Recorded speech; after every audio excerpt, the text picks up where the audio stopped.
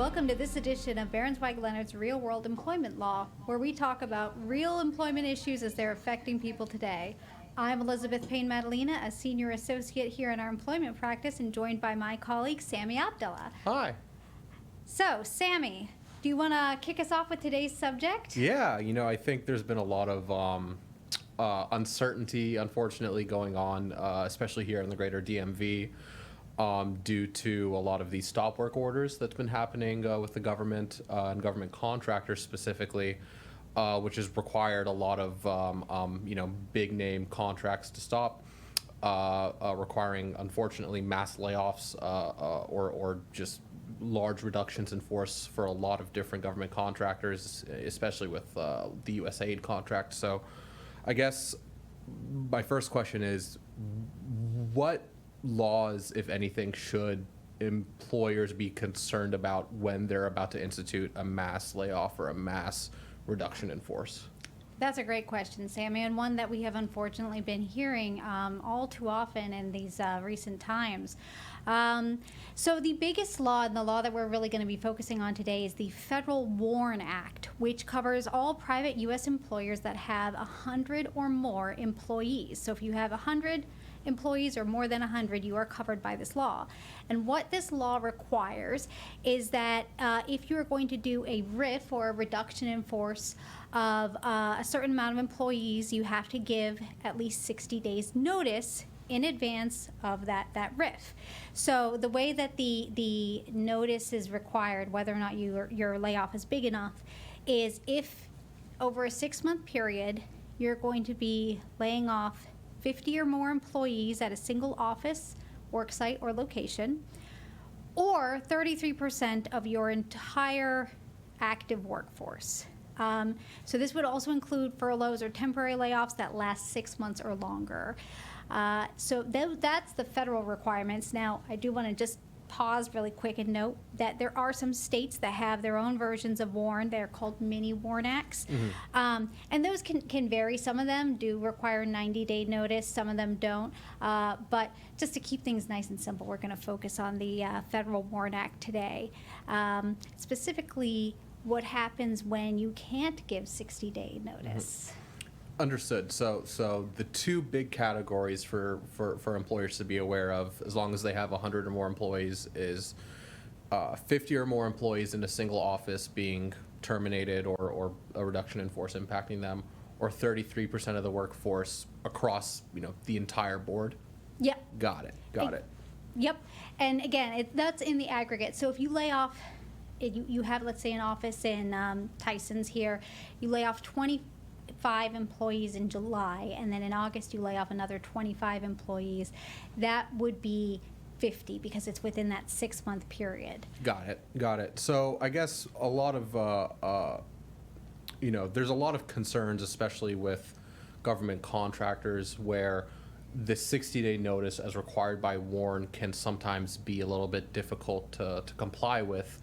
Especially because a stop work order might come in with less notice than that, letting them know that there is a requirement that all work must be stopped within, let's say, 45 days. So what happens when an employer is caught kind of between a rock and a hard place where they feel like they can't comply with the 60-day notice requirement?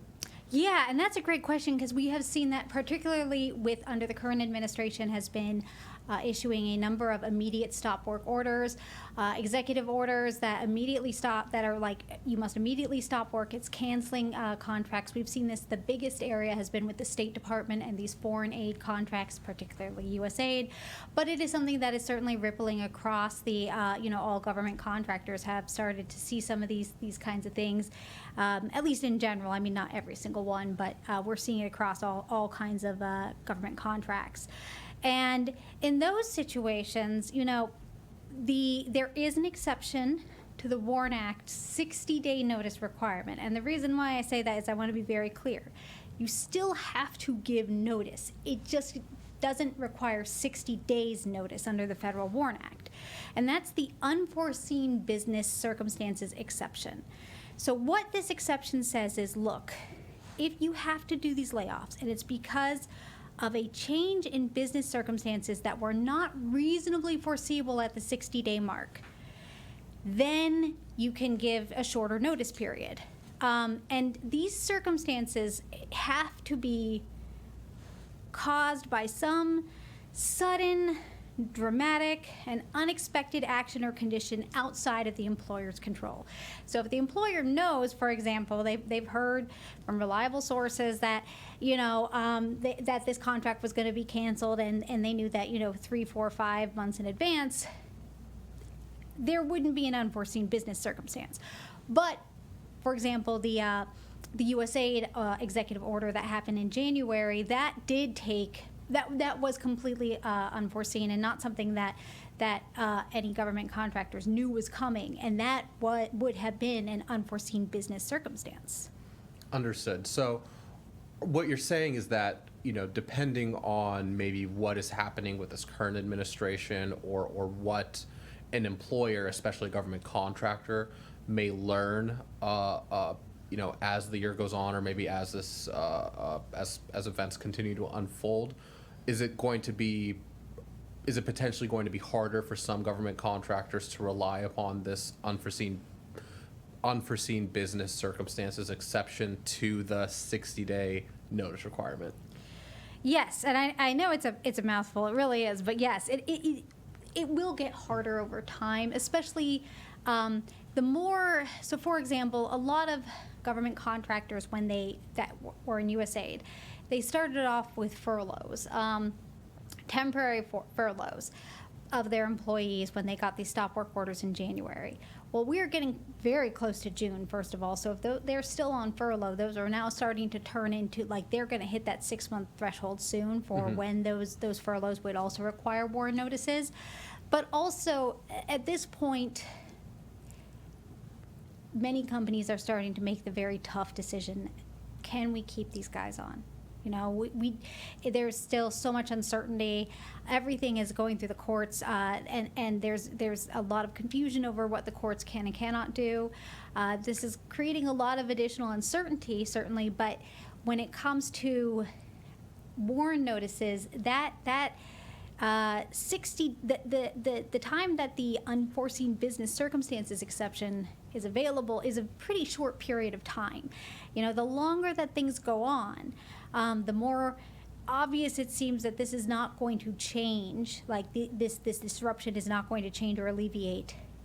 That is when that exception starts to fade away very quickly.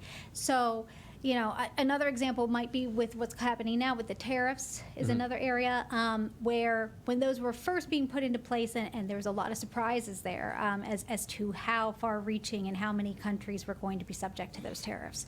And those may have a significant disruption on the supply and demand chain for certain industries and certain businesses. It remains to be seen. But in those circumstances, at the beginning, you could say, yes, unforeseen business circumstance. We had no idea that this country was going to be tariffed and it was going to impact our business because it wasn't one of the ones being discussed. But now that we're about a month in, after those tariffs have been put into place, that's very quickly changing, and that exception is fading. And I know we're mainly trying to focus here on the Federal WARN Act. I know at the beginning you mentioned that there may be some states that have, their own mini WARN acts that that may apply either for a lesser threshold of employees or maybe even a similar threshold. But is this unforeseen business circumstances exception generally available to employers who may have to comply with a state WARN Act as well? That's a great question, and the answer is it depends, and it depends on which state you're in. So some states do have their own version of the unforeseen business exception, or something that is very similar and operates in a very similar manner. Some states don't, Vermont being one exception. So that's why it's important that if you are a company where you are unfortunately facing a very sudden change in your business circumstances that you did not foresee, you have no control over, and you're thinking layoffs are going to happen, the first thing you need to assess is which work sites are going to be affected, how many employees are going to be affected, and what states are they in, because federal will obviously apply once you hit that 50 and 30 or 33% threshold, but the states' mini WARN Acts may have lower thresholds, may apply differently. They may apply to smaller employers too, because they may require less than 100 employees to even be covered. So that's why it's important to make that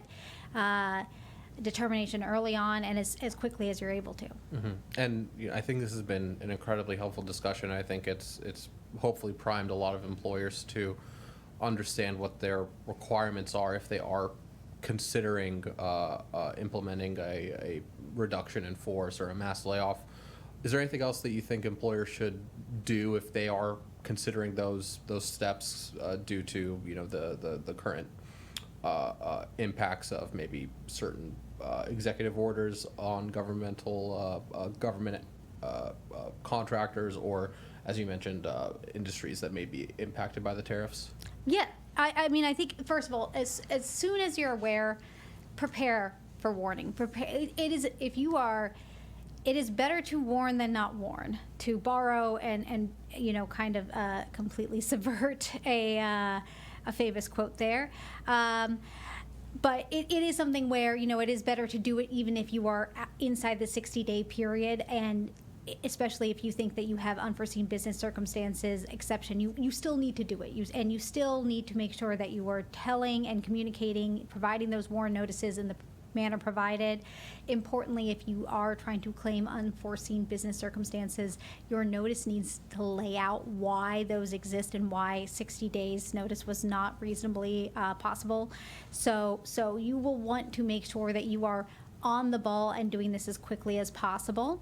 And the other thing is certainly communicate with an employment lawyer who's knowledgeable in this area and make sure that you are meeting all of your federal and state legal requirements. And they can also help with, some of the messaging and other communications that unfortunately comes with these kinds of really unfortunate situations. Yeah.